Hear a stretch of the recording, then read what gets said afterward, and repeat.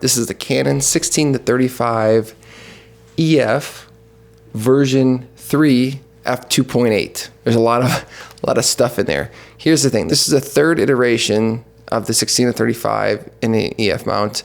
That's a 2.8. They also have another one that's an f4, and then they also have another one that's an f4 with IS. So there's many flavors, there's many different ones to look at.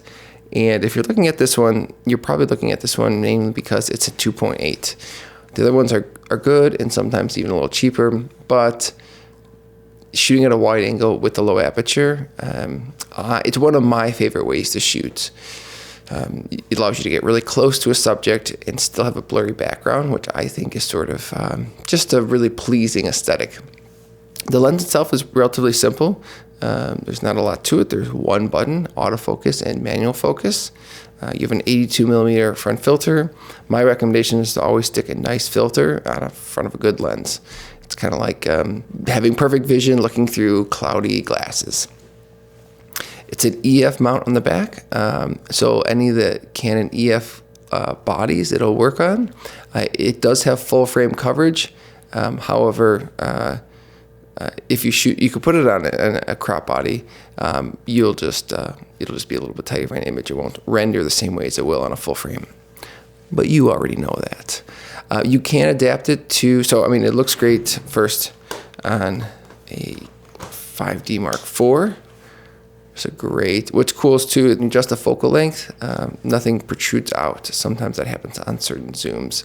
So. Yeah, looks great, feels great on a 5D Mark IV, but you could also adapt it to an RF camera. You simply just need to have an RF to EF adapter, and then it'll work just fine. So if you have both mirrorless and DSLRs that are Canon, it still transfers over great. Autofocus works fantastic. So still gets a lot of use both sides of the platform. All right, hope that's helpful.